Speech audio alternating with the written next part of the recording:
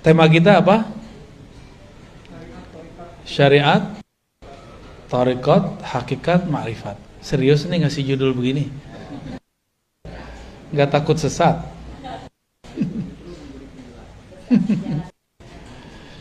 Baik. Semua amalan Nabi ada syariatnya, ada tarikatnya, ada hakikatnya, ada ma'rifatnya. Jadi jangan sampai lagi ada pertanyaan konyol mengatakan, emang ada syariat, tarekat, hakikat, ma'rifat di zaman Nabi? Nah, itu pertanyaan konyol itu. Nanti kalau dibalik gimana? Emang ada hadis sahih hasan dhaif di zaman Nabi? Kan gak ada.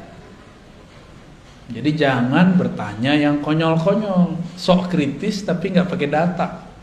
Sok kritis tapi gak rasional. Lalu bagaimana kalau mau nanya? Kalau kita mau mengkritisi sesuatu, kuasai dulu yang mau dikritisi itu apa. Inilah pesan berat yang dulu diturunkan oleh Imam Abu Hamid Al-Ghazali yang wafat tahun 505 Hijriah. Sekarang 1434 ya. Apa kata beliau? Kalau engkau mau mengkritisi sesuatu, memuji sesuatu, maka kuasai dulu sesuatu itu apa. Dan ini beliau lakukan sendiri. Imam Al-Ghazali ketika hendak mengkritisi filsafat, dia pelajari 2 tahun, lalu dia review selama 1 tahun. Jadi 2 tambah. Dan dia menulis dalam masa itu. Belajar, dia katakan, dia review, kemudian dia tulis 3 tahun genap. Jadi Imam Ghazali baru kemudian mempublikasikan kritiknya terhadap filsafat setelah 3 tahun mendalami filsafat. Kita sudah berapa tahun mendalami suatu istilah, lalu kemudian mengkritisinya. Jangan-jangan kata orang, katanya nggak boleh kata orang, ya harus kata Allah dan Rasulnya. Ya, jika ada orang mengatakan itu batil, coba tunjukkan bahwa pembagian ini batil, ada nggak? Kan nggak ada. Syariat itu ada di Quran istilahnya. Syir'atan wa minhaja. Itu ada di Quran ya. Syir'ah, syariah, itu ada di surah Al-Ahqaf. Apa arti syariat? Syariat itu artinya yang syariah itu jalan. Syariah yang dijalani. Bisa begitu ya. Bisa juga diartikan jalan itu sendiri. Jadi sebenarnya syariat dan tarekat itu artinya sama. Syariat itu jalan, tarekat itu jalan. Syuru' arti bahasa Arabnya syuru' itu artinya proses. Syara' artinya hukum yang mesti dijalani. Ya, syara' hukum yang mesti dijalani. Kalau di kampung saya ada ungkapan begini, adat bersandikan syara. Bukan syariat, syara. Sama, maksudnya sama. Ternyata di Jambi juga sama, di Riau saya dengar sama, di Aceh sebagian ada yang ngomong begitu juga, di Malaysia juga ada yang menyebutkan kalimat itu, adat bersandikan syara. Berarti hanya satu suku aja. Nggak tahu siapa yang duluan, itu tinggal klaim-klaim sejarah aja ya. Kalau klaim sejarah biasanya mulai rasis. Saya nggak mau rasis. Kita diciptakan oleh Allah lita'arafu, supaya kamu saling berbagi ilmu, saling kenalan, tidak boleh rasis. Oke. Jadi syariat artinya apa? Jalan. Tapi bedanya apa dengan thariqat? Syariat itu biasanya diartikan jalan yang zahir.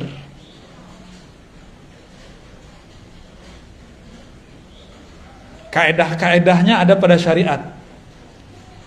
Nah, saya menerjemahkannya lebih eksplisit. Syariat itu adalah hukum-hukum Allah yang ditetapkan dengan dalil-dalil yang umum ataupun terperinci. Ya. Lalu bagaimana cara melaksanakannya? Namanya thariqat. Jadi kawan saya, dia nggak suka zikir Ratibul Haddad, Ratibul Attas. Tahu Ratibul Haddad? Ya, tahu ya? Rotibul atos tahu? Atos tahu nggak atos? Atos orang Sunda apa arti atos? Sudah. Rotibul atos bukan rotib sudah-sudahan. Itu nama imamnya, Al-Imam Al-Habib Al-Attas. Tapi dia punya zikir pagi sore, di-download di smartphone-nya, dan juga dia punya di perpusnya buku kecil. Di dalam Al-Quran, surah Al-Ahzab ayat 41 ada perintah, ya ayyuhalladzina amanu dzkurullaha dzikran katsira. Al-Ahzab ayat 41. Oke. Wahai orang beriman, ingatlah Allah sebanyak-banyaknya. Itu syariat, hukum syariat. Tekniknya gimana? Kata kawan, bid'ah tuh pakai rotibul haddar, rotibul attas. Tapi dia ngeluarin buku baru, zikir pagi dan sore yang sahih. Itu juga namanya thariqat baru. Thariqat tergantung siapa namanya. Kalau yang nulis ini namanya Dodo, Eduardo, berarti thariqatnya thariqat Dodowiyah. Kalau yang kayak Mancung, thariqat Al-Mancungiyah. Jelek amat nama thariqat ya. Ya. Dulu almarhum Haji Maksum misalnya punya wiridan yang dia kerjakan pagi dan sore. Maka thariqat yang dia tinggalkan boleh disebut dengan Al-Maksumiyah. Gitu. Maka penamaan zikir itu biasa. Ya, boleh-boleh aja. Ya. Kenapa nggak disebut dengan zikir Nabi aja? Ya kan Nabi zikirnya banyak. Saya punya kitab zikir Nabi hampir 10 yang pakai ilmu hadis, dan kalau di luar ilmu hadis banyak, puluhan. Yang ilmu hadis saja pakai riwayat, itu udah pusing kita bacanya. Ini yang mana mau diamalkan duluan? Karena kita bingung, banyak dalil, maka perlulah seorang guru yang akan meramu. Jadi dalil itu seperti bahan-bahan obat. Yang bisa meramu apoteker. Kalau zaman dulu dokter tuh bisa, boleh zaman dulu. Boleh meramu obat. Saya mau tanya nih, Bapak Ibu ini, kalau sakit boleh nggak meramu sendiri obat, masuk ke ruang apotek terus ramu-ramu sendiri? Lo kan nggak boleh taklid. Katanya nggak boleh taklid. Taklid ke dokter juga nggak boleh dong. Kenapa percaya sama dokter? Taklid sama apoteker juga nggak boleh seharusnya. Kalau kita boleh bilang nggak boleh taklid. Taklid artinya apa? Ikut tanpa tahu kenapa hakikat sesuatu itu ada. Ikut tanpa mengetahui dalil. Kenapa obat kalau batuk ini A, B, C, D? Disebutkan nggak sama dokter? Disebutkan nggak sama apoteker? Enggak. Terus kenapa percaya-percaya aja? Kenapa itu boleh, sedangkan dalam agama nggak boleh? Gitu. Yang mengerti dalil ulama atau orang awam? Ulama. Berarti kalau nanya dalil ke siapa? Kalau kita nanya dalil ke ulama, itu sudah sama kayak kita mau taklid, tapi menaik pangkat jadi ittiba. Nah, kembali yang tadi. Bagaimana teknik berzikir itu masuk ke thariqat. Mana perintahnya zikir, masuknya ke syariat. Jadi beda syariat sama thariqat apa? Syariat itu dalilnya, thariqat itu caranya. Mudah toh? Ada perintah, sallu kama raaitumuni usolli. Salatlah kamu seperti kamu melihat aku salat. Ada yang lihat Nabi enggak? Ada yang lihat Nabi? Mimpi aja. Mimpi aja nggak jelas ya. Kalaupun mimpi bukan Nabi lagi sholat kan. Terus kalau kita disuruh sholat melihat Nabi, kita ini nggak ada yang ngelihat Nabi. Terus gimana caranya? Nah, kalau ada syariat, torikot, cara ngamalin, ada lagi cara yang lain. Namanya mazhab. Mazhab itu cara mengamalkan dalil yang zahir. Torikot itu cara mengamalkan dalil yang tersirat. Jadi mazhab mengamalkan yang tersurat, torikot mengamalkan yang Udah tahu perbedaannya? Oke. Terus gimana? Kata kawan, tidak boleh ikut mazhab. Ya, tidak usah ikut Syafi'i, langsung aja ke Nabi. Kalau Syafi'i berbeda dengan Nabi, kita ikut Nabi. Konyol nggak?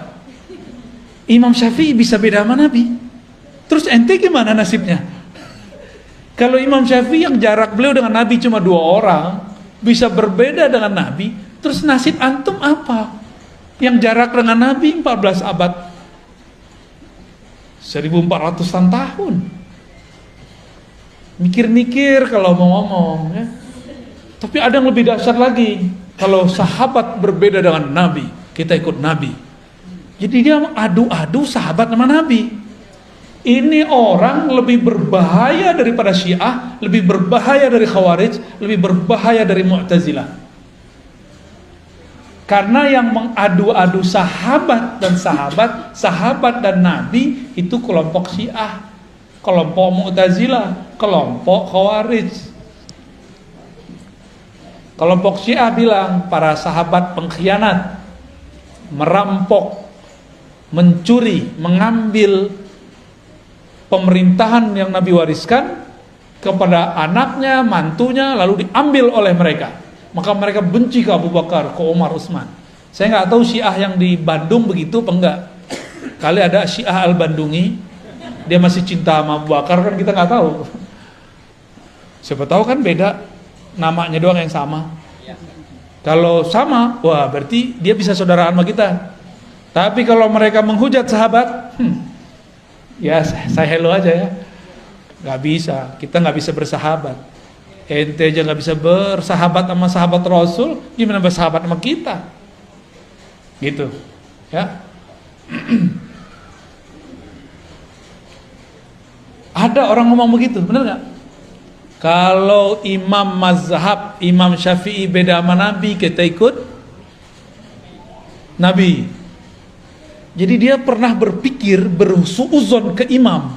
Kalau Nabi, imam ini berbeda sama Nabi. Imam ini buat ajaran baru. Jadi yang dia pikirkan mazhab itu agama buatan imam. Ini kesalahan besar ini. Ini logika yang nggak nyampe. Buat definisi tapi nggak nyampe. Dan saya sering ketemu dan udah sering contohkan. Mereka ngomong nggak usah ikut Syafi'i, langsung aja ke Sahih Bukhari. Masih ingat? Masih ada nggak orang begitu? Masih ada. Padahal kita udah ngaji kemana-mana, kita ulang-ulang ini. Tanda dia kalau ngeritik kita nggak pernah dengerin video kita. Ya. Imam Bukhari murid dari muridnya Imam Syafi'i. Imam Bukhari ini juga riwayatin hadis, cuma tidak dikenal sebagai periwayat, dikenalnya sebagai imam mazhab. Imam Syafi'i, kebalik. Imam Syafi'i dikenal sebagai imam mazhab, padahal juga meriwayatkan hadis. Imam Bukhari berguru ke murid Imam Syafi'i, maka mazhabnya Bukhari itu sangat dekat ke mazhab Syafi'i. Kalau Imam Subuki positif masukkan, Imam Bukhari mazhabnya Syafi'i. Udah positif belum masukkan. Karena pas kita presentasikan ajaran Imam Bukhari hampir dekat dengan mazhab Syafi'i. Lebih tua mana Imam Syafi'i Imam Bukhari? Lebih dekat mana ke Nabi, Imam Bukhari atau Imam Syafi'i? Jadi kalau kita ikut salaf, lebih orisinal mana, ikut Syafi'i atau Bukhari? Tuh, itu namanya mazhab. Mazhab ini berkembang. Tapi di samping kirinya ada thariqat juga berkembang.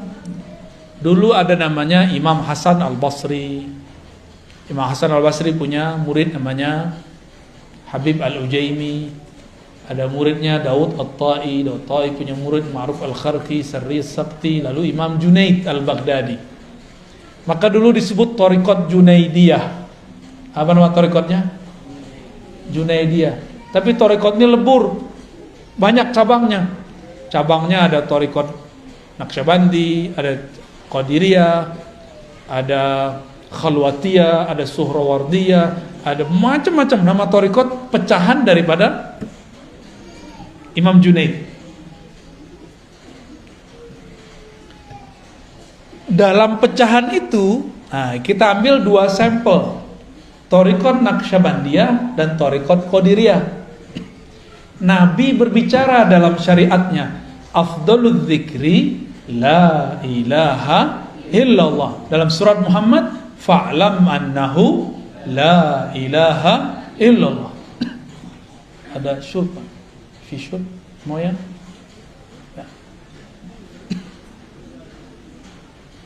Air al-maksum, ada nggak? Pakai bahasa Arab gak paham, Anda bilang Moya al-maksum. Maaf merepotkan ya. Gak usah pakai gelas, udah gini aja. Udah gini aja. Oke. Bismillah.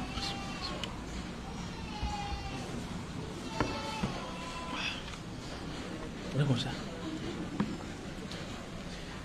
Ayat ini syariat nih. Fa'lam annahu la ilaha illallah. Surat Muhammad ayat 19. Ada dalil dari hadis, afdalul dzikri la ilaha illallah.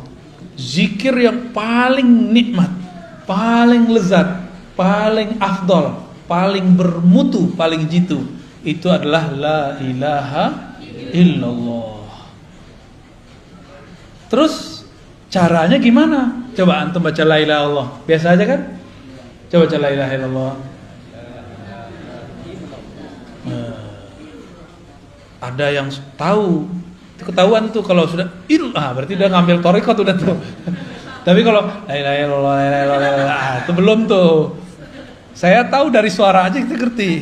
Apalagi kadang-kadang kalau sudah dihentakkan ke dalam kolbu ini kan bercahaya kalau disebut nama Allah. Itu terasa tuh cahayanya, gitu.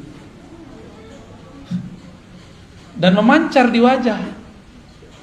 Ada wajah keasikan. Karena afdalul zikri, zikir paling enak, paling nikmat la ilaha illallah. Kalau orang Sunda, makanan paling enaknya apa? Karedo. Bener Pak? Tempe. Santri deh nih ya, Batagor apalagi. Ini yang ngomong orang Padang, tadi orang Sunda yang ngomong. Kayaknya yang lebih sohor orang Sunda nih. Bener, karedok. Oke. Karedok kalau cara buatnya ditonton di YouTube, buat sendiri, beda gak dengan emak-emak kita yang dulu buat? Beda. Kenapa beda? Suka enak aja. Thariqatnya, tekniknya. Maka thariqah itu teknik. Beda warung, beda rasa, bener. Bahan sama. Bahannya apa aja? Kucing. Tuh. Kalau saya makan karedok saya nggak nanya. Yang penting enak, gitu. Teh yang penting buatnya enak. Tipe-tipe murid begitu. Ada murid mau tinggal jadi aja. Udah Pak Kiai, Pak Ustadz, ajengan, ajarin zikir. Udah pusing. Tapi kalau sang guru tahu, la ilaha nafi illallah isbat, diambil dari pusar, dibawa ke kayak gitu caranya. Itu cara ngaduk-ngaduk kalimah dalam kolbu. Ya, kalau salah aduk jadi nggak tuh barang? Nggak jadi, kelebihan gosong, kurang, nggak mateng, nggak enak, sama. Jadi kalau kita nih zikir, coba sendiri hasil lihat YouTube. Ya beda kalau ketemu. Ya, beda. Abis makan di tempat orang jual karedok yang enak di Bandung, kita nggak belajar cara buatnya. Besok balik, kita nggak belajar nih. Kita cobain di rumah dengan cara yang lama. Rasanya beda nggak? Oke. Tapi kita datang ke kokinya, ajarin dong. Diajarin sama dia tekniknya. Kita cobain di rumah. Rasanya sama atau beda? Tetap beda. Tetap beda. Zikir depan guru, nikmat. Karena disuapin sama beliau. Cobain di rumah. Tekniknya udah dikasih nih. Istighfar, tawasul, apalagi. Oh, semuanya lengkap deh. Nih bahannya kamu cobain sendiri di rumah. Kita cobain. Kok ambar ya? Kenapa? Karena kita belum terlatih. Sang guru napas dia udah begitu. Ya. Ibu kita karena sudah lama jadi ibu, dia tiap hari harus buat masak buat anaknya, maka enak jadinya. Ya tetehnya jadi ibu tapi bukan yang masak, sama aja. Ampar juga. Saya kan orang Padang, itu suka mengamati rasa rendang. Sama-sama resto A, tapi beda tukang masak, kokinya beda rasa. Padahal mereknya sama. Ya, sama-sama rendang loh ya. Padahal bahannya sama. Itu namanya thariqah. Beda cara adukannya, beda teknik membuatnya. Masukin daging ke dalam santan aja itu ada timingnya. Bener? Emang begitu. Sama. Kadang guru nih nafsu punya murid. Belum saatnya dimasukkan daging kalimatullah ke dalam kolbu murid, udah dikasih-kasih aja. Namanya obral. Obral zikir. Janganlah diobral zikir. Ini kalimah thayyibah. Ini kalimah mahal. Afdalul zikri la ilaha illallah. Pelan-pelan. Kecuali si murid udah lama zikir, udah lama berguru dan direstui oleh gurunya, baru kita kasih. Walaupun sekali bertemu boleh. Cuma baru kemarin sore hijrahnya udah minta talqin aja ya. Kan orang kebanyakan pengen begitu. Tunggu dulu ya. Mau makan, kita mau makan nih. Piring kita kotor, diapain dulu? Langsung makan? Langsung masukin karedok? Ya. Ya, dicuci dulu, dilap dulu, itu namanya taubat. Kolbu ini kan tempat, kalau kita nih maksiat pakai mata, pakai telinga, itu di kolbu tuh nodanya banyak. Itu harus dibenerin dulu, baru nanti kalimah la ilaha illallahnya masuk ke dalam kolbu dan dia tidak ada halangan, masuknya nikmat. Tapi coba jus stroberi enak gak? Cuma di dalamnya ada dahak. Di gelasnya ada dahak, gimana? Rasa jelly ya? Apa rasa apa? Dawet ayu. Warnanya berubah. Mau? Kan gak mau. Jusnya enak, tapi di dalamnya sudah ada yang menjijikkan. Kita gak bisa menikmati. Inilah yang terjadi pada murid yang dia talqin zikir sebelum kolbunya dibersihkan.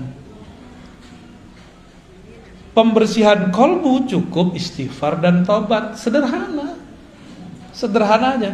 Pengakuan kepada Allah gak perlu kepada guru, ke Allah aja. Cukup Allah yang tahu masa lalu kita. Gak usah kita kemudian sampaikan kepada orang. Ya. Semua kita ini kan punya masa lalu yang gelap. Bahkan mungkin ya pelangi-pelangi, kadang gelap, kadang terang gitu ya. Ya inilah kita, kira-kira begitu. Kita emang begitu, mau gimana lagi. Maka saya nggak percaya ada orang suci 100% kecuali Nabi Muhammad Sallallahu Alaihi Wasallam, kecuali para nabi. Nggak percaya saya selain mereka. Kalau mereka emang maksumuna, dijaga oleh Allah. Kalau almarhum Haji Maksum namanya Al-Maksum, beliaunya nggak maksum. Benar Pak Cepi? Pernah dimarahin nggak Pak Cepi? Tuh, dokter aja bilang pernah marahin. Menurut pandangan Pak Cepi sebagai anak, ayah pernah salah nggak? Pernah Pak tuh, namanya Al-Maksum benar. Maksud saya apa? Label-label A, B, C, D tidak akan merubah subjeknya. Kita bilang nih, inilah ajaran Rasulullah, inilah yang paling murni, ini langsung dari salafus soleh. Belum tentu, itu kan klaim aja. Inilah yang paling benar, inilah thariqah yang paling sahih, kan klaim, iklan kecap, ya nomor 1 terus. Oke, itu baru thariqah tuh, udah mulai paham? Sama-sama karedok, tapi beda teknik, beda koki, hasilnya beda. Sama-sama thariqat qadiriyah, tapi beda mursyid, beda guru, beda mentor, beda murabbi, beda hasilnya, beda enaknya. Dan jangan salahkan para salik, para penikmat ini, dia sedang memburu restoran ruhani, namanya Naqsyabandiyah. Siapa dulu kokinya? Siapa dulu pimpinan dapurnya? Siapa dulu pemiliknya? Ya. Apalagi sudah beda menu. Naqsyabandiyah menunya beda dengan Qadiriyah. Di Naqsyabandiyah zikir lembut dulu, baru zikir keras. Nggak ada keras juga sih, zikir bersuara aja. Di Qadiriyah zikir keras dulu, la ilaha illallah, gitu kan?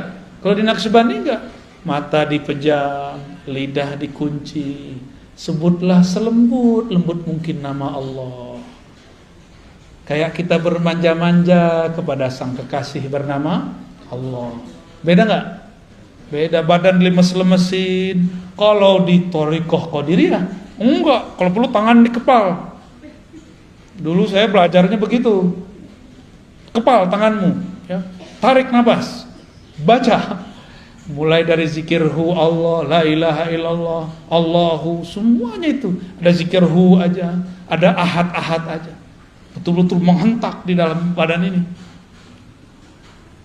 Nah, ada ilustrasi lain.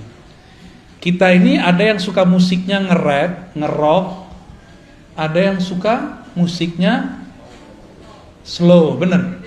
Ini wajahnya wajah apa nih? Nggak percaya. Ini sukanya apa? Jangan-jangan haram lagi. Sukanya hadroh. Hadroh itu udah separuh-separuh ngerok tuh, tang tung tang, tang tung tang. Saya alirannya slow.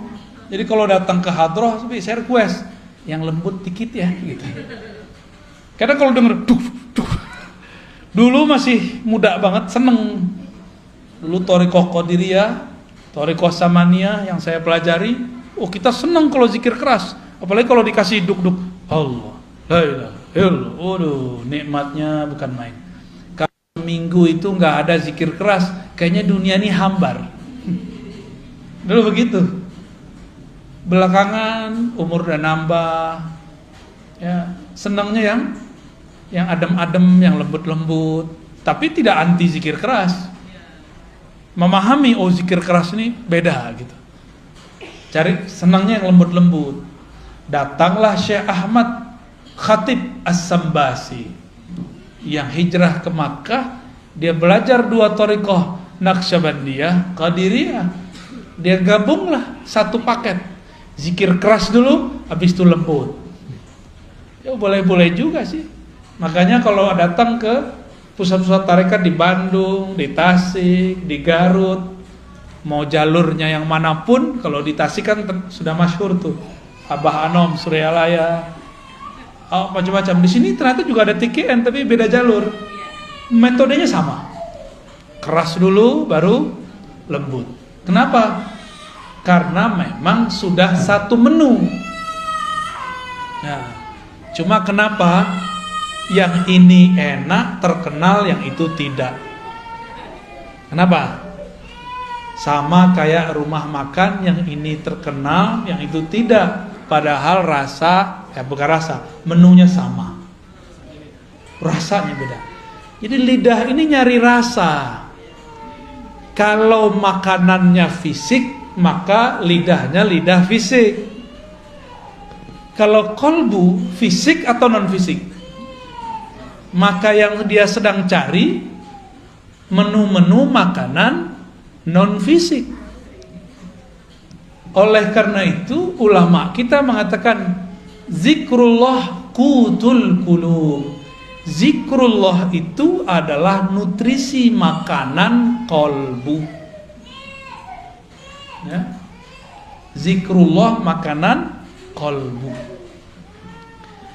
Saya mau tanya, mau nggak tiap hari dikasih karedok teh? Bapak Ibu, mau nggak tiap hari dikasih apa biasanya? Nasi liwet. Mau nggak tiap hari dikasih nasi liwet? Enak juga. Lama-lama tensinya naik, kolesterolnya naik, lidahnya tiba-tiba jadi asin. Mau nggak tiap hari? Bosan. Oleh karena itu, kolbu ini juga ada kebosanan. Innallaha la yamallu hatta tamallu. Allah itu tidaklah akan bosan selama-lamanya sampai kamu bosan. Maka teknik la ilaha illallah pun ada macam-macamnya. Ada teknik A, ada teknik B, ada teknik C. Zikir keras itu tekniknya beda dengan lembut. Dalam keras itu juga ada beberapa teknik. Bosen. Inilah masalah thariqat. Ini masalah thariqat, ini saya sampaikan nih. Kok thariqat zikirnya dua aja, la ilaha illallah ma Allah Allah.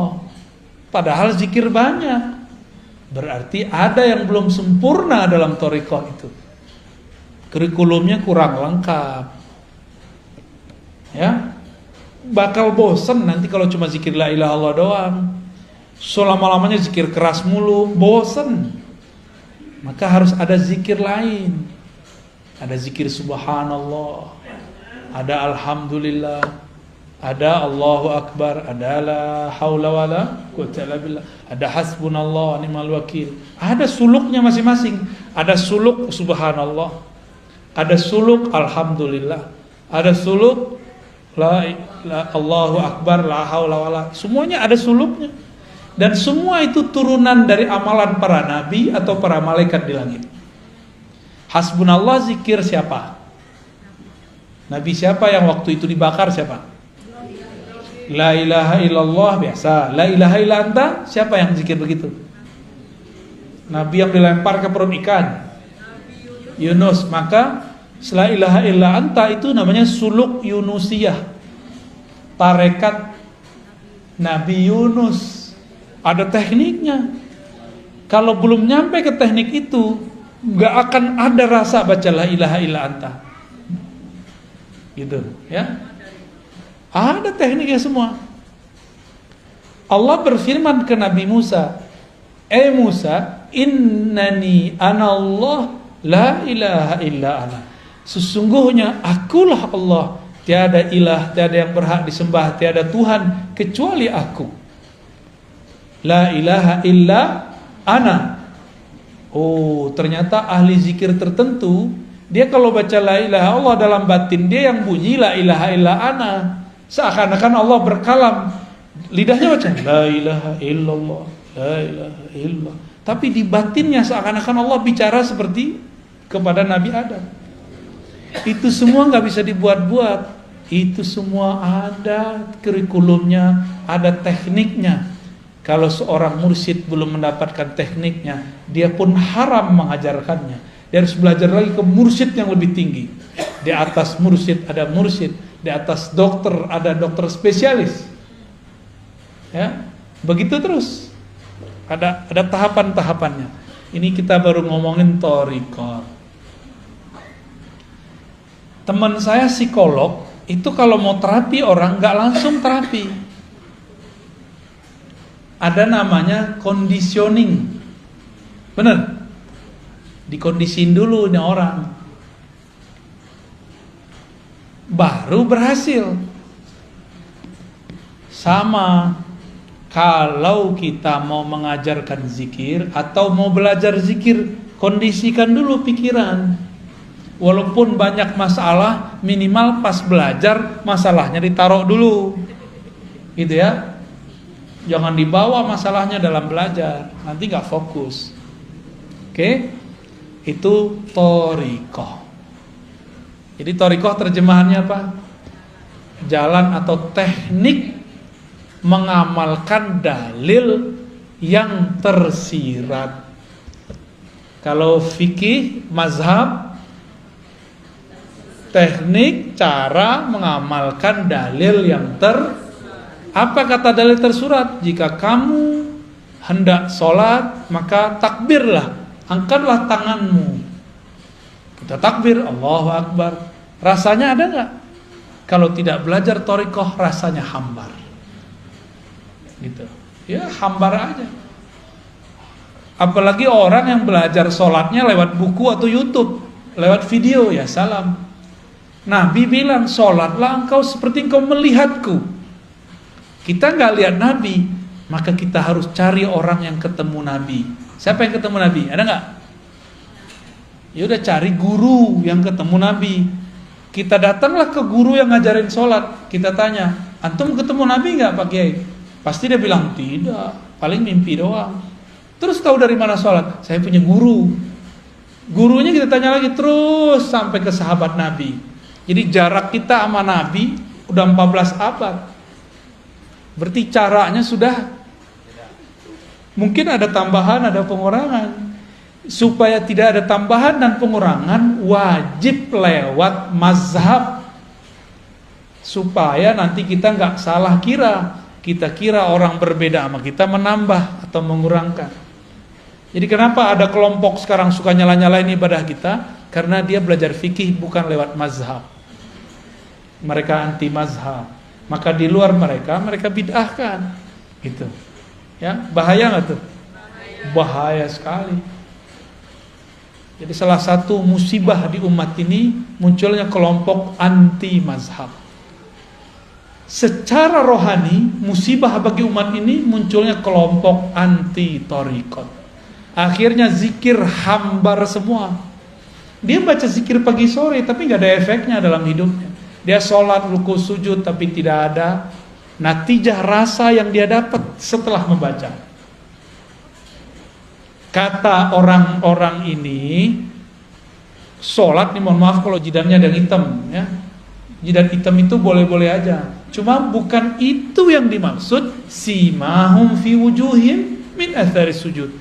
Ada tanda bekas sujud di jidat mereka, di wajah mereka, wujuhihim, karena bekas sujud. Saya udah putar-putar nyari riwayat, adakah jidat Nabi itu hitam nggak ketemu? Meskipun berjidat hitam boleh, nggak ada masalah kan? Emang mungkin kulitnya agak sensitif, orangnya juga sensitif. Lengkap sudah.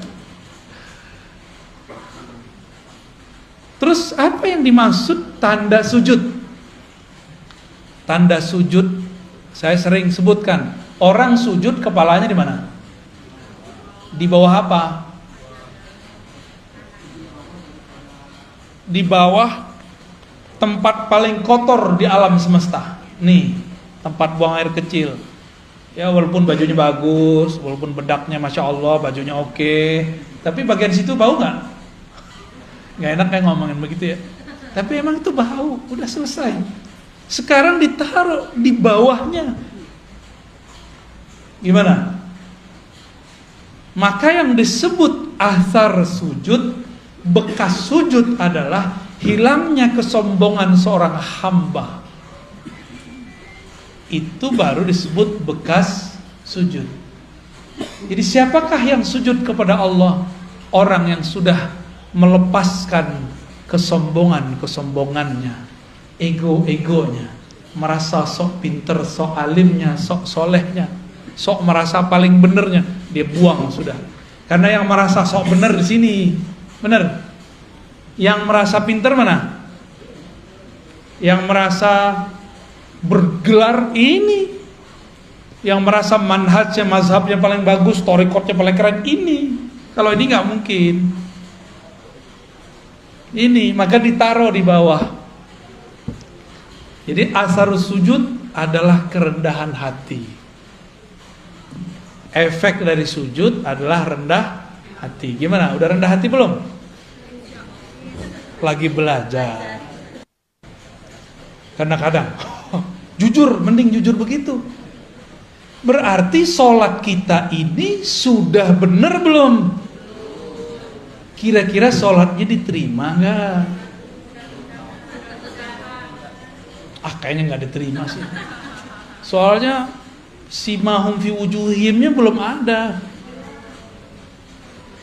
Karena puncaknya sholat ketika kepala di bawah. Di saat itu tidak ada lagi ego, tidak ada lagi sombong. Kalau masih ada, sholatnya belum diterima, kira-kira gitu. Gimana dong? Orang-orang kayak kita ini sok soleh, sok merasa sholat. Ada orang telat sholat aja kita kata-katain. Ya, ada orang gak sholat, kita suzon. Ya. Dia padahal udah jamak. Ada orang kita lihat gak sholat, padahal dia sudah jamak. Bisa gak begitu? Ya, susah ya. Emang begitu sih ya. Di otak ini, ya, kortek depan ini dia sukanya prasangka. Ternyata otak ini di istilah orang-orang ahli neurologi disebut otak reptil. Ini yang disebut dalam Al-Quran, ulaika kal an'am, mereka itu seperti binatang. Otak reptil itu 5-10%. Selebihnya sisanya berapa? Otak kanan, otak kiri 40, 45 ya, 45. 45 kiri kanan itulah yang akan mendalami thariqat, hakikat, ma'rifat. Sayangnya orang cuma berpikir pakai 10% ini. Makanya jadi bodoh seumur hidup. Keras sekali. Cari lawan terus, karena reptil kan suka nyari lawan. Kepalanya begini terus tuh. Siapa lo? Aliran baru nih. Jadi setiap kali ada kelompok baru, kepalanya seperti reptil. Kalau nggak menghindar, ngelawan. Begitulah terus. Ulaika kal an'am. Nyalak mulu. Ya? Maka di Quran disebut seperti kalbun. Seperti si kuku. Jika engkau biarkan yalhas, jika kau perhatikan yalhas, engkau apa-apain yalhas. Yalhas itu lidahnya begitu mulu. Auzubillah min dzalik. Kita ini jangan-jangan baru sujud fisiknya, belum sujud. Kita baru sujud fikih, mazhab, belum sujud thariqat. Kalau sudah sujud thariqat, tahu tekniknya. Kalau engkau sujud, rendahkan egomu, hancurkan egomu, hinakan jiwamu di hadapan Allah. Dihina-hinain benar. Baru berbuah namanya tawadhu. Namanya hakikat. Ya, jadi hakikat itu buah dari orang dari tarekat. Zikir. Ala bidzikrillah tatmainnul qulub. Ketahuilah hanya dengan menyebut nama Allah hati jadi tenang. Cara nyebutnya gimana? Ada cara nyebutnya. Gimana cara nyebutnya? Nama ala bizikrillah, hanya dengan nyebut nama Allah. Nama Allah siapa? Ya Allah. Gampang tuh? Bismillah. Gimana cara nyebutnya? Allah. Gitu cara nyebutnya? Enggak. Ada tekniknya. Ya. Itu yang mahal. Ya, harus pakai talqin. Hah? Harus pakai talqin, mahal itu. Maka barang begini nggak boleh diobral, haram hukumnya diobral. Ini mutiara dari Allah, karena dia seafdol zikir. Kalau diobral, orang nggak menghormati barang ini nanti, dapat dibuang. Itulah yang terjadi pada banyak murid. Talqin sini, talqin sini, talqin sini. Karena diobral talqinnya, dia tidak pernah lagi mengamalkan zikirnya. Karena dia nganggap, kita kalau beli cincin tepi jalan, pede nggak pakai tiap hari. Tapi kalau beli cincin ini di toko yang eksklusif, pede nggak pakai tiap hari? Pede. Kira-kira begitu, ya. Ini lebih dari cincin. Ini sesuatu yang kita masukkan ke dalam diri. Mau obral-obralan. Maka dalam thariqah kami, talqin itu bukan nomor pertama. Nomor pertama at-ta'allum wa ta'lim, ngaji. Udah bener ilmunya baru talqin. Udah hilang syaknya, sehingga dia tahu nama yang akan dibaca dia adalah zat yang maha agung. Maka dia pun akan mempersiapkan jiwanya untuk membaca. Nggak mungkin lewat Zoom, pasti dijemput kok. Antum ini kan lucu, takut COVID ngaji lewat Zoom. Tapi kalau pengen makan resto, datang langsung. Ya salam ya. Nggak adil sama diri sendiri. Takut ngurus badan fisik, tapi virus rohani dibiarkan. Sampai mati begitu aja lah ya. Rasain aja terus. Nggak ada perkembangan dalam batin kita. Nggak adil. Innallaha yuhibbul muqsitin. Allah senang sama orang yang adil, yang proporsional, jelas. Lagi pengen makan redok ya, datang ngantri lagi, masuknya pakai masker pas makan, mungkin nih ditutup nih, mam bisa nggak? Kan nggak bisa. Makan pakai masker bisa nggak? Gaya-gaya doang pakai masker. Ya, pas mau makan pasti dibuka, hilanglah social distancing. Kenapa antum nggak takut? Giliran mau ngaji dempet-dempet dikit takut. Nggak percaya kalau pas ngaji ada rahmat turun, ada malaikat rahmat. Itu di antara antum banyak sekali malaikat rahmat. Itu sampai ke atas sana. Nggak ada virus berani masuk. Masuknya paling pas masuk mall tuh, ya, yang disalahin pengajian masjid. Malaikat itu kalau ada orang duduk di tempat zikirnya, lalu doa, Allah marhamhu, ya Allah rahmati dia, selamatkan dia, jagalah dia. Malaikat kalau doa mustajab nggak? Dia nggak pernah dosa, ya, masih takut? Hah? Nggak takabur loh ya, nggak boleh takabur, tapi insya Allah, ya, yang adil sama diri. Ini bukan nyinggung yang nonton online sama Zoom ini. Kalau yang karena jarak kita maklumi. Ini masih di kota Bandung. Ya, saya aja datang dari Jakarta, masa antum di sini Zoom, gaya bener. Ya, sok higienis, sok jaga badan, tapi nggak jaga rohani. Makanya sampai nanti nggak akan ada peningkatan spiritual. Nih saya marah-marah nih sekarang sore ini nih. Tapi marah saya begini-gini aja, ya. Mau sampai kapan begini terus, ya? Maka yang hadir kita apresiasi dengan baik. Semoga Allah meridhoi antum lebih kenceng daripada yang udah jelas dia di samping sini masih pakai Zoom, gaya bener. Giliran makan ke kantin dempet-dempetan, ya. Betul-betul nggak adil ke dalam diri, ya. Nggak adil. Saya prihatin melihat seperti ini. Kalau mau protokol kesehatan lengkap, prokes-prokesan yang adil semuanya, ya, semuanya rapi, siap-siap hidup merana. Udah divaksin juga, ya, Terus untuk apa dong kita divaksin ya? Protes ya, tuh ya Pak pemerintah, semua orang udah bosen, orang udah bosen semua. Tapi gimana lagi, ke depan kita harus pakai aplikasi segala macam lah. Jadi yang pakai fingerprint, dulu kan kantor punya print. Kalau sekarang semua orang harus punya peduli lin, nggak hanya fingerprint, dicolok hidungnya. Kita ikutin aja mainnya ya. Yang penting kalimah Allah bertahta di dalam kalbu. Ya. Yang penting ketenangan muncul di dalam jiwa. Harus muncul di dalam jiwa. Jika dilakukan zikir berdasarkan tekniknya, sama dengan orang makan karedok, makan rendang sesuai dengan takarannya, cara masaknya, udah pas sudah.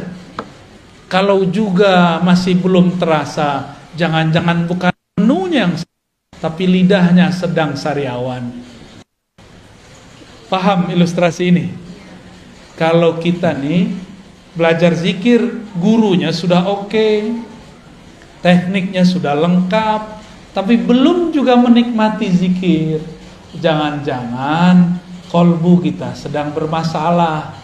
Seperti mulut lagi sariawan, gak menikmati makanan. Saya kira cuma orang Padang yang pedes. Orang Sunda cabai rawit gak dicampur apa-apa, giling. Gimana? Udah? Pernah nyoba? Doer gak bibirnya tuh? Gak berani. Tuh orang Padang gak berani, orang Sunda berani. Pantesan lebih pedes dari kita ya gak? Maaf, canda-canda. Itu torikot. Hasil dari bertorikot, tenangnya kolbu dalam berzikir, namanya hakikat. Kita punya kesimpulan, punya hikmah. Oh begini ya kalau zikir dikerjakan secara benar, hasilnya begini. Kita tahu metodenya, tahu teorinya, paham hikmahnya. Ini namanya hakikat. Ya, jadi hakikat itu pengetahuan yang diperoleh setelah menjalani hakikat. Tapi hati-hati, tidak semua pengetahuannya tepat. Maka di atas hakikat ini harus ditingkatin lagi. Si hakikatnya harus diuji. Karena hakikat ini pengetahuan, tapi pengetahuannya terpisah. Zikir la ilallah rasanya ini, zikir hu rasanya ini. Itu namanya hakikat. Terpisah-pisah. Beda zikir, beda rasa. Umroh sama puasa, beda gak rasanya? Keasikan umroh haji berbeda dengan keasikan tahajud. Bener? Pilih mana? Sama-sama pegel loh kaki, tahajud. Sama-sama tawaf. Kenapa orang lebih sering memilih umroh? Padahal mau ketemu Allah di rumah juga bisa. Gak mesti ke Ka'bah kali. Kenapa? Karena menu. Orang bosen satu menu. Rasa, ada rasa yang didapat di dalam umroh beda dengan rasa yang dapat dalam tahajud. Rasa ini menghasilkan pengetahuan. Pengetahuan inilah yang disebut ilmul yakin. Ilmu yakin. Paham? Kira-kira? Dhamma lainnya hakikat. Sehingga kita punya keyakinan, kalau aku baca ini, aku yakin begini, itu orang udah punya hakikat. Maka orang yang sudah mengerti hakikat, jika ada orang bersyariat sholat 1000 rakaat, dia cukup 2 rakaat, itu udah sama. Kalau orang bersyariat belum mengerti ilmu yakin, dia sholatnya baru by pahala. Kalau ada pahala dia sholat, kalau nggak ada pahala dia nggak sholat. Kalau orang mengerti hakikat, dia sudah tahu bahwa sholat itu jangan harap pahala, tapi ada sesuatu di belakang itu. Inilah yang disebut oleh Nabi, orang alim tidur lebih ditakuti oleh setan daripada orang yang itu, maksudnya yang punya ilmu hakikat. Kalau ilmu yang zahir biasa. Lalu apa beda hakikat dengan ma'rifat? hakikat itu masih bisa luntur, hakikat itu masih bisa salah. Yakinan kita kadang-kadang belum tepat. Dari mana kita tahu? Yang paling banyak dapat ilmu hakikat waktu di surga itu malaikat namanya Azazil. Tetap saja tergelincir, dipecat dari malaikat namanya iblis. Iblis itu ahli hakikat. Dengan ilmu hakikatlah dia menyesatkan orang-orang ahli zikir yang tidak berguru. Pernah berguru terus ninggalin gurunya. Pernah bermajelis lalu keluar dari majelis. Orang-orang begini dicaplok sama iblis. Apa kata iblis? Zikir kamu keren ya. Karena zikir kamu banyak orang sembuh nih. Kamu sebenarnya mursyid yang lebih sakti daripada gurumu. Mulai terbersit. Kita lebih sakti dari guru. Tuh, kena tuh dah. Pernah gak ngeliat ada orang begitu? Ya, murid kiai besar buat tarekat baru. Ini nasib dia ini. Keluar dia dari halaqah. Karena terbersit dalam hatinya, dia lebih sakti dari gurunya. Dia nggak sadar gurunya sedang pura-pura nggak bisa. Ngetes dia aja. Guru pura-pura nggak bisa ngeruqyah, nggak bisa. Oh, saya nggak bisa doain air, pura-pura aja. Bukan berarti dia nggak bisa. Dia nguji antum itu. Ngerasa sakti nggak melebihi guru. Banyak yang terpedaya di situ. Apalagi urusannya udah ketemu fulus. Ya. Apalagi urusannya udah ketemu pengikut. Orang merasa pengikut itu aset dia. Waduh, gawat. Banyak orang tergelincir pada bab ini. Banyak sekali. Oleh karena itu, orang sudah bertarekat dapat hakikat, masih bisa tergelincir. Contohnya Barsisa. Contohnya Musailamah Al-Kazzab. Itu Musailamah kan dulu ikut nulis wahyu. Musailamah ikut nulis wahyu, Bang. Khidmah ke Rasulullah. Maka kita berdoa orang-orang yang berkhidmah untuk agama ini, untuk kita tidak membelot di akhir nanti. Amin. Ya, ini bahaya benar. Kenapa? Si Musailamah ini melihat harian Nabi. Dia mikir, Nabi mah biasa aja orangnya. Kita begini, dia begini. Kita begitu, dia begitu. Akhirnya dalam pikiran apa? Nabi ini orang biasa kayaknya. Kejadianlah sekali, ada penulis wahyu selain Musailamah. Nabi turun ayat kepada Nabi. Tapi Nabi gak bacakan semua. Nabi masih tertegun, keasikan membaca ayat. Si penulis wahyu ini diizinkan Allah terbuka tarbir rohaninya. Dia dengar Jibril baca ayat. Surat Al-Mu'minun itu tentang penciptaan alam, penciptaan tubuh kita. Fatabarakallahu ahsanul khaliqin. Dengar dia. Terus dia konfirmasi ke Nabi, ya Rasulullah, lanjutan ayatnya ini bukan. Saya barusan dengar ada Jibril baca. Kata Nabi, benar. Dalam hati terbersit sama dia, gini doang ilmu guru gua. Gini doang makomnya Rasul, saya juga bisa. Maka orang ini jadi nabi palsu. Kalau murid jadi mursyid palsu. Buat tarekat palsu. Karena dia merasa dia bisa mengakses apa yang diakses gurunya. Dia kira gurunya cetek, ya. Ini sering terjadi di semua halaqah, di semua thariqah, ya. Maka untuk selamat hanya satu bab, harus masuk pintu ma'rifatullah. Apa itu ma'rifatullah? Disebut ma'rifatul Muhammadiyah, mengenal hakikat Nabi Muhammad sallallahu alaihi. Dalilnya apa? Qul in kuntum tuhibbunallaha fattabi'uni. Katakan jika engkau cinta Allah maka ikuti aku sang Muhammad. Maka dia harus ikut ma'rifat Nabi Muhammad sallallahu alaihi wasallam. Nabi ketika sholatnya banyak, beliau gak bilang supaya kalian selamat. Nabi bilang, aku ingin bersyukur kepada Allah. Nabi ketika dapat wahyu nggak bilang gua doang yang bisa dengar, lu nggak gitu. Kalian nggak bisa. Nggak ada Nabi kesombongan begitu, nggak ada. Nabi selalu merendahkan hatinya di hadapan Allah dan para sahabatnya.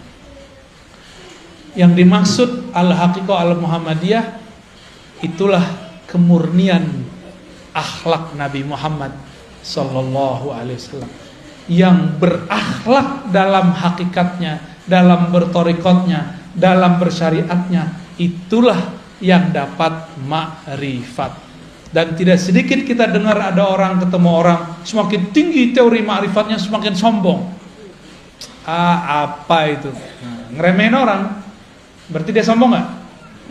Gak level, gitu kan? Kajian kulit tuh nggak penting. Nih kajian hakiki nih, kajian hakikat nih, kalian nggak tahu. Ngomong begitu itu sombong namanya.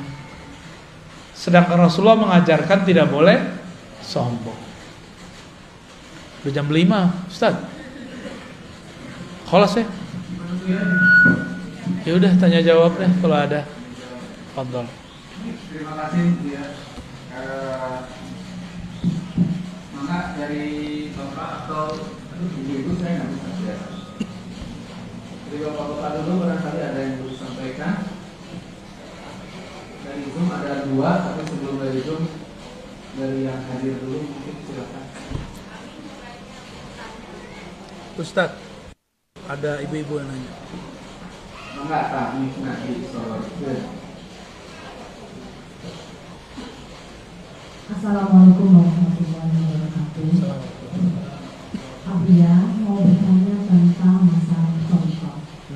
Sampai sekarang saya masih bukan ragu ya, masih bingung.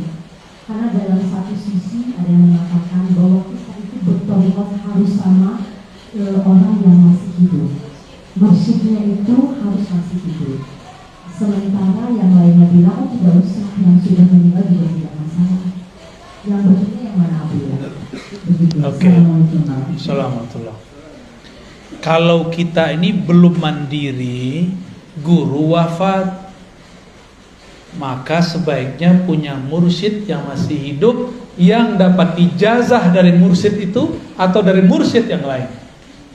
Jangan yang nggak dapat ijazah, nggak nyambung nanti, nggak nyambung ke Nabi Muhammad, nanti nyambungnya ke iblis. Ya, yang boleh ngajar zikir adalah syaikhun ma'zunun inda syaikhihi, guru yang diizinkan diijazahkan gurunya. Kalau nggak dapat ijazah, sedapat ijazah aja yang diajarin, jangan lebih. Nggak pernah diangkat mursyid, jangan ngaku mursyid. Mursyid itu nggak mesti tua loh ya. Itu masalah otoritas satu thariqah. Ada di thariqah tertentu yang dapat ijazah umur 90, di thariqah yang lain umur 19 sudah diijazahin.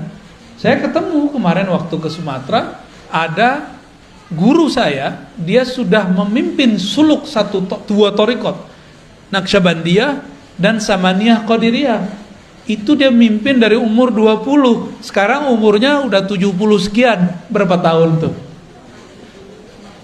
Ya jadi gak mesti tua fisik. Mana ada kaedahnya tua fisik? Nggak ada.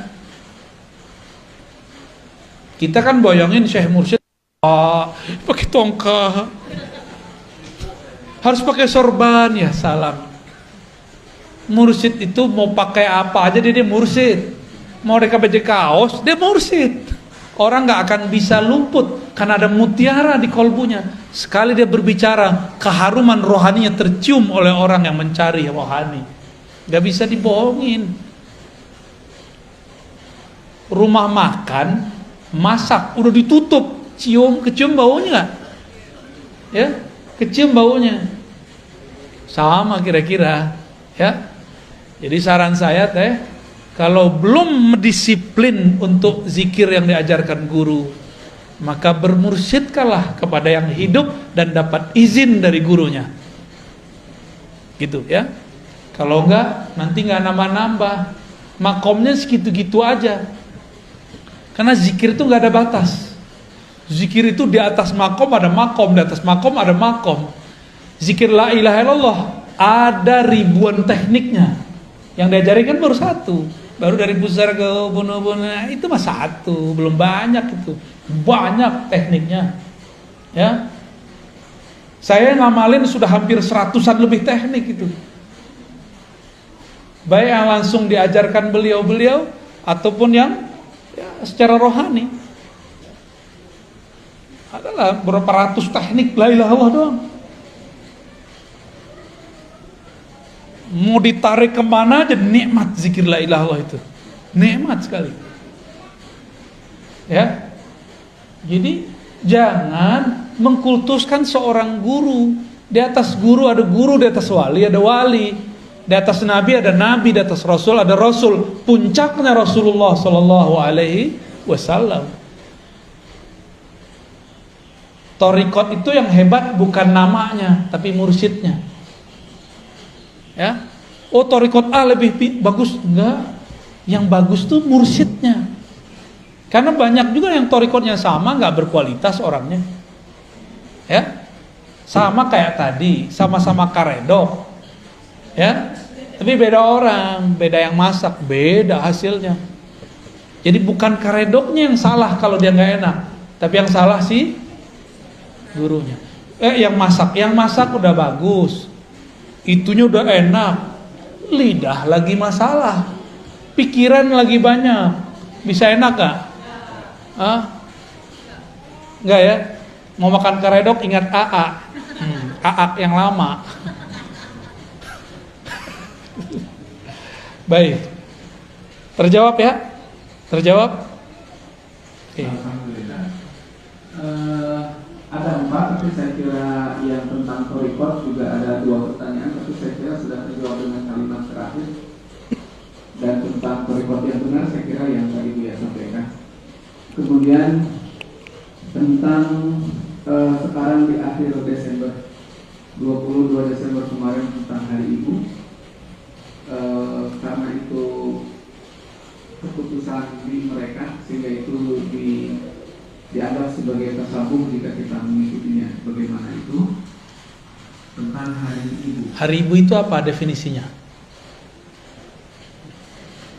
Nggak tahu juga. Jangan-jangan mengharamkan sesuatu yang nggak tahu, ya kan?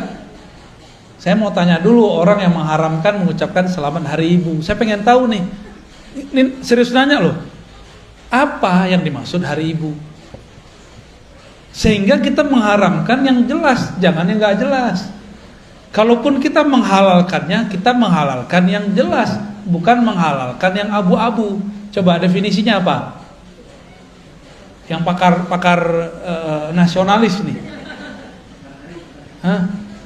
Ini kan kampus, masa nggak ada yang tahu? Nyelekit ya. Apa Hari Ibu, Ustaz?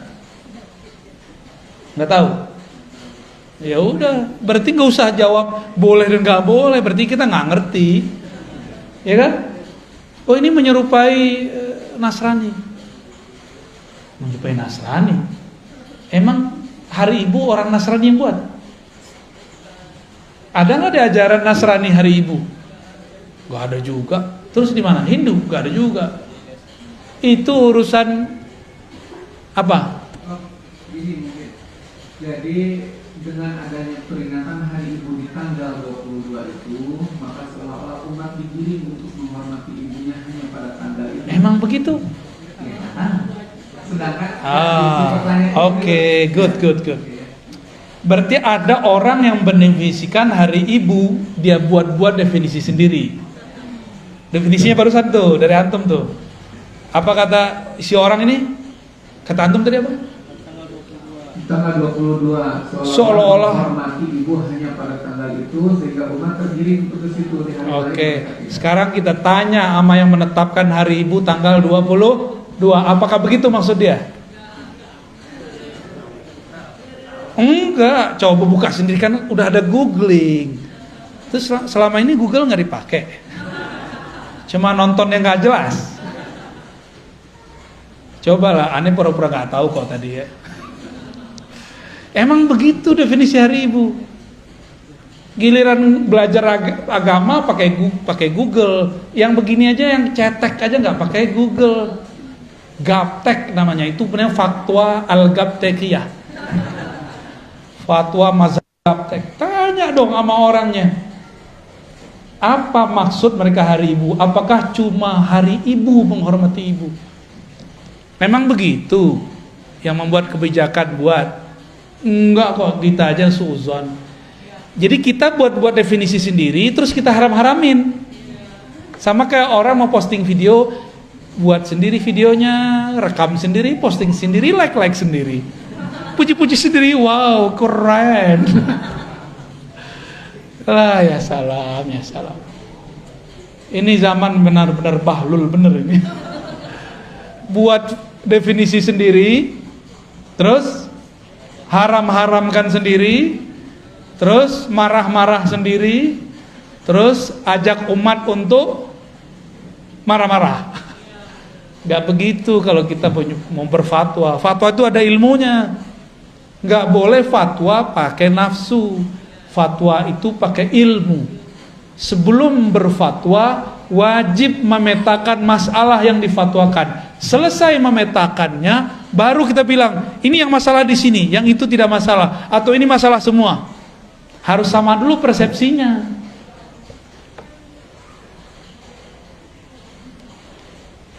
Orang Muhammadiyah punya Islam berkemajuan, NU Islam Nusantara, di Wasliyah ada Islam apa kemarin?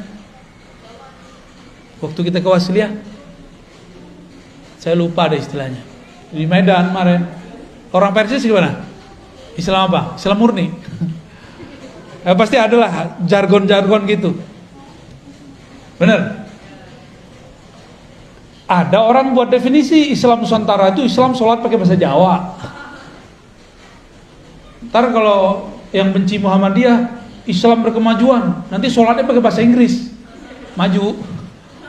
Emang begitu? Saya buat definisi sendiri, terus saya salah-salahin orang, diketawain nggak?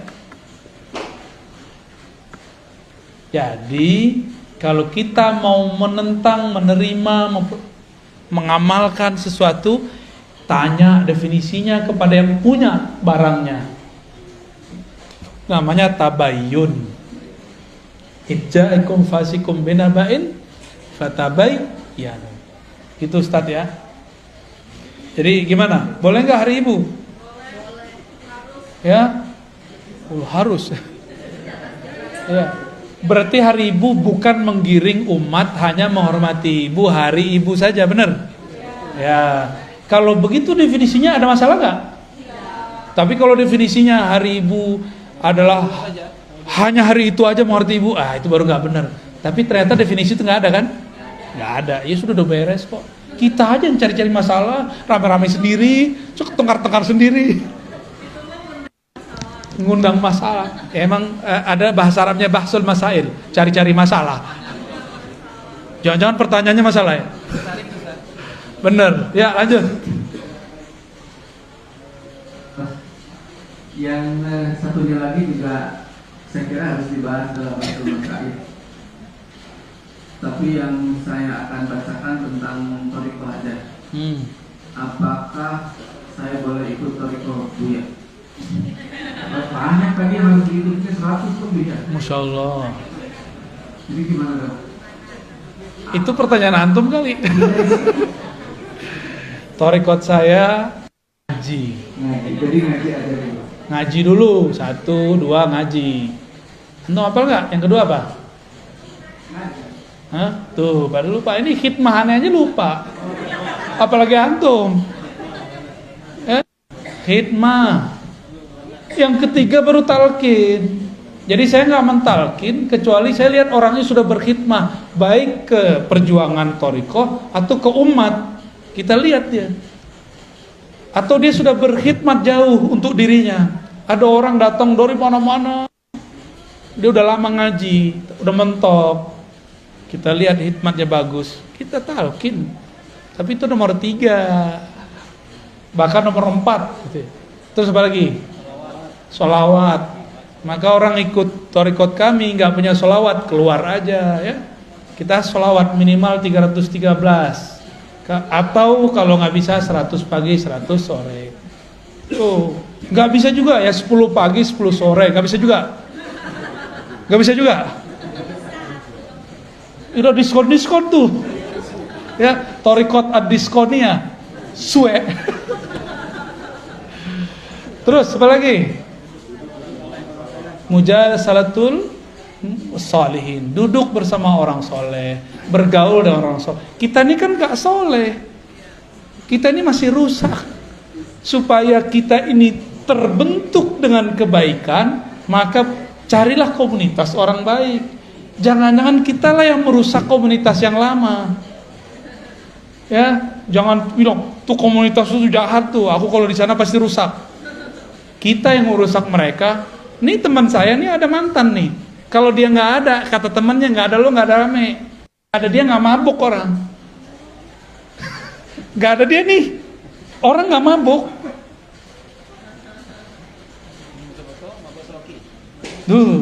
Itu mah cetek sama dia. Orang kalau mabuk masih ngomong-ngomong, kata dia itu mah cetek. Bagi dia udah hilang. Serius itu. Jadi kitalah yang menyebabkan orang rusak. Karena muka kita ini muka syahwat, ya kan? Muka bejat lah muka kita ini. Saya ngomong ke dalam diri saya sendiri. Bahwa di dalam diri ini ada kebejatan, ada kenakalan. Saya ngomong begini bukan untuk antum saja, untuk diri saya sendiri. Karena gejolak itu masih ada dalam diri saya. Karena wajar umur masih belum terlalu tua.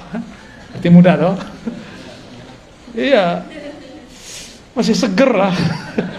Gejolaknya kuat.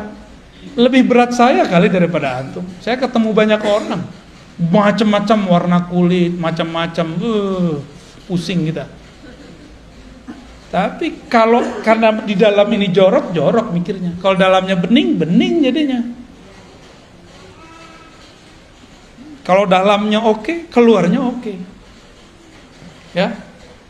Jadi tuduhlah, katakan ke dalam diri, wahai jiwaku yang penuh dengan kemunafikan, jangan engkau tuduh orang lain munafik. Itu sebabnya kita perlu berkumpul dengan orang-orang soleh. Orang soleh bukan soleh pakaian. Pakaian tidak pasti. Soleh dalam artian solihun, yang sesuai lahir dan batinnya. Itu bahasa Arab. Soleh itu sesuai, lahir batinnya sesuai. Ya, baik. Apa torikot terakhirnya apa? Hah? Salamatus sadr, gak nyimpan dendam, benci, suuzon, buruk sangka kepada orang lain. Bisa nggak? Hah? Ada tekniknya. Ya, apa lagi? Masih ada? Adab.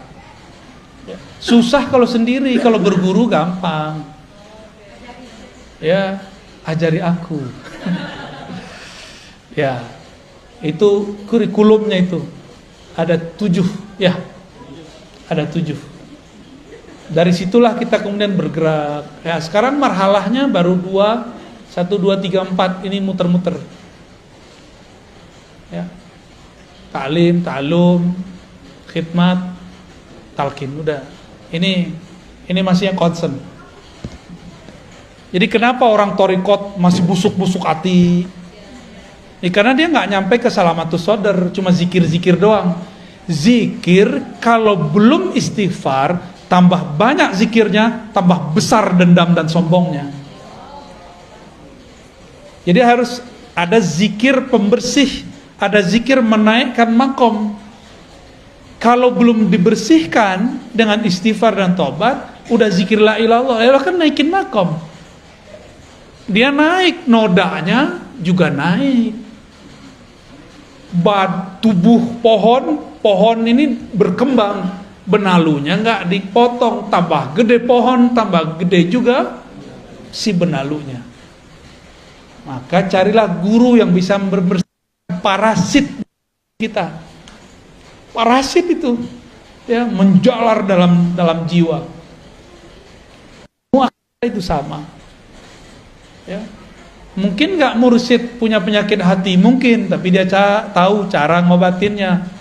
Kalau antum dikit aja nggak tahu caranya, ya, kira-kira begitu ya. Oke, pertanyaan terakhir. Ya, apa ada lagi? Ini kita sering. Di belakang ada juga tuh. Ada tuh di belakang tuh. Bukan di belakang antum. Ada hantu. Ya, Alhamdulillah sudah senangnya. ya, sila mau dikasih ke belakang? Masih ada di belakang Pak? Terakhir ya dari Ibu ya. Ya, mangga. Assalamualaikum warahmatullahi wabarakatuh. Assalamualaikum. Barakallahu ya.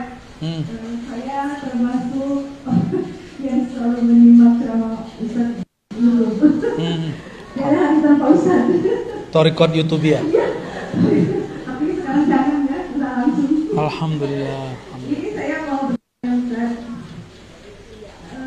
apakah seseorang bisa ma'rifatullah tanpa tahu nama ruhnya? Saya tahu itu dari YouTube, dari punya dari Ustaz. Dan apakah yang boleh mengenal nama ruhnya itu hanya orang-orang tertentu saja, atau siapa saja boleh tahu? Baik, Terima baik. kasih Ustaz, kalau bisa saya mau tahu Ini nama dosisnya saya. ada dosis 1000 ini. Oke. Ilmu tentang nama ruh ada pada bab keempat. Berarti ada bab 3, ada bab 2, ada bab 1. Bab 1 ini awal. Bab pertama namanya Ma'rifatul Asma. Mengenal nama-nama Allah. Makanya talqin zikir pasti nyebut nama Allah. Orang begini masih bisa kenal Allah tanpa nama ruh. Ya. Jadi 1, 2, 3 dapat diperoleh tanpa nama ruh. Tapi yang keempat itu ma'rifatuz zat, hanya dapat diperoleh oleh ahlur ruh, orang yang punya nama ruh, jika dia ikut suluknya ruh. Dan itu baru saja dibuka ilmunya. Ya. Masih panjang jalannya ini. Masih panjang. Sekarang yang ada torikot itu 3 yang pertama, yang 4 belum. Belajar ma'rifatul asma, itu nomor 2. Bab kedua, nomor pertama. Bab kedua, ma'rifatul af'al, mengenal perbuatan-perbuatan Allah, cara kerja Allah. Dan yang ketiga, ma'rifatus sifat, mengenal sifat. Sampai nomor 3 itu tidak perlu mengenal, tidak wajib mengenal nama ruh. Bisa semua. Ya, nanti Allah kasih sendiri, mungkin potongan depan namanya. Allah yang ngasih tahu. Atau dia mimpi ketemu Rasul kasih nama dia. Saya ketemu beberapa mursyid yang dia sampai dikasih nama oleh Rasulullah. Tapi biasanya cuma depannya aja. Nama itu ada rangkaian-rangkaian namanya. Karena nama itu diambil dari karakter Nur Muhammad yang memancar dari Ahmad. Warna, ini cahaya ada warnanya nggak? Kita bilang ini cahaya terang, perih di mata atau teduh? Cahaya ini perih, benar. Maka kita sebut cahaya ini perih, cahaya ini tajam. Itu nama dia, nama cahayanya. Tapi menerangkan nggak? Oh, cahaya ini walaupun tajam, dia menerangi ruangan. Itu nama berikutnya. Maka satu cahaya bisa banyak nama. Nah, ahlur ruh itu ngasih nama cahaya itu. Nama itu sebenarnya sudah ada sebelum kita lahir. Sebelum kita ke alam ini, kita sudah ada belum? Sudah. Jika hidup di sini nggak pakai nomor KK dan KTP, bisa kemana-mana nggak? Ruh kalau nggak punya nama nggak bisa masuk ke badan kita. Emang Allah main serabut-serabut doang ngambil ruh, sud gitu, nggak bisa. Ada daftar nama yang antri untuk ditiupkan. Ada namanya dia. Dan yang punya pengetahuan mengenai nama ruh bukan saya, Bu. Saya cuma penjelas metodologi keilmuannya. Mungkin ada santri yang gak sabar, terus keceplosan ngomong, Buya Ustadz nih muter-muter aja. Buka aja sih. Seenak perut lo aja. Gak bisa begitu. Ilmu ini ada tahapan-tahapannya. Jangankan ilmu ruh, ilmu talqin aja belum saya bagi-bagi semua kok. Apalagi ilmu, ya jangan suka-suka kita komentar, ya. Ini zaman orang komentar suka-suka. Antum komentar, hati-hati. Nabi mengatakan dalam hadis Sahih Bukhari, bisa jadi satu kalimat tidak terasa keluar, tidak terasa diketik, tapi membuat yahwi ila jahannama sab'ina kharifa. Itu membuat dia terjatuh ke dalam jurang-jurang jahanam 70 kharif. Saya nggak tahu terjemahan yang pas tuh kharif itu. Selapa lamanya orang udah mati dari kemarin, dia belum nyampe-nyampe juga. Ada munafik mau dilempar oleh Allah di masa Rasulullah. Itu dia sampai sekarang belum nyampe itu ke bawah. Karena kalimah itu. Saking dalamnya itu sab'ina kharifan, 70 kharif. Dalam kayak palung Mariana kalau di laut tuh. Dalamnya bukan main. Hati-hati komentar. Ya, saya nggak pernah biasanya menghiraukan orang berkomentar, tapi kalau dikomentar tentang nama ruh, ini agak sedikit kita tandain, ya. Hati-hati ente, ya. Hati-hati gitu aja. Nabi Musa ingkar dikit aja diputus sama Nabi Khidir. Padahal itu sudah buat kontrak itu. Kita bukan nabi, men, ingkar-ingkar aja. Siap-siap diputus dari ilmu ruh. Ilmu ruh itu ilmu paling mahal. Paling mahal itu. Sabar-sabar, Bu, ya. Sabar-sabar. Nanti kalau ada komunikasi dengan teman-teman riba, daftar aja nama ruh. Kalau beruntung kita ketemu ahli yang ngasih nama ruh, kita mintain namanya. Ya.